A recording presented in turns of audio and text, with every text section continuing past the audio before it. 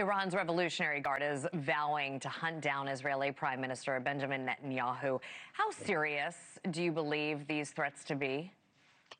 I think they're serious, and I'm sure the Israelis take them very seriously. Don't forget, there's a regime that reportedly tried to kill President Trump a couple times, and that's harder to do, I think, than trying to kill Prime Minister Netanyahu. So I'm sure the Israelis take it very seriously.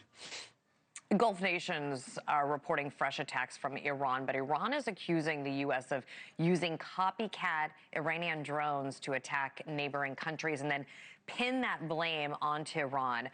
What is your reaction to this accusation?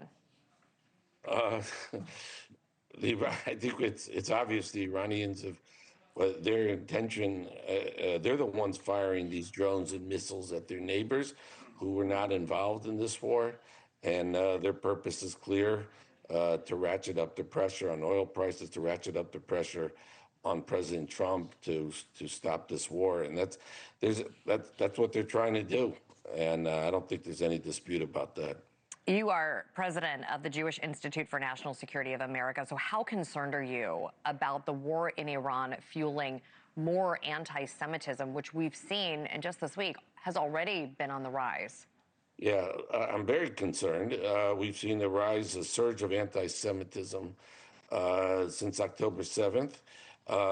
We also saw before that, we basically had an open border under President Biden. And whether you supported that or not, I opposed it. But the reality is we don't know everybody who's in this country. So whether it's connected to the war or maybe just inspired by the war, I think we see it on the ground, and then we've seen a lot of ugliness in news. We see podcasters on the left and the right normalize anti-Semitism, and I think just talk about hating Jews, and it seems like it's an okay thing to do. So I worry about it very much so, and I think all Jewish organizations and pro-Israel organizations need to be extra vigilant with their security, and we need, obviously, the help of all the local police and FBI. Right, Passover coming in just a few weeks. Do you think that local, federal, and state leaders need to be doing more to combat anti-Semitism? Absolutely, and I think there's different ways to do that. Obviously, again, securing sites, monitoring social media, all that kind of thing has to be done. But what I'd like to see more of is, I think, to see public officials in the Democrat on both sides of the aisle, Republicans, Democrat, doesn't matter, condemn the anti-Semites in their so-called camps, the Tucker Carlsons. The people that are, that's on the right. You have people on the left who are hosting outright anti-Semites on their shows. I think they have to be called out for what they are.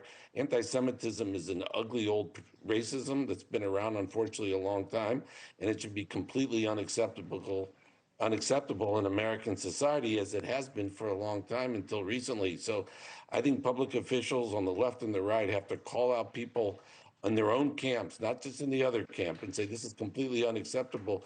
We have to ostracize those kind of people and show that it doesn't belong in American society, which historically it never has been until more recently. Thank you for watching. Subscribe below and download our NewsNation app right now on your phone, and you will get fact-based, unbiased news for all Americans.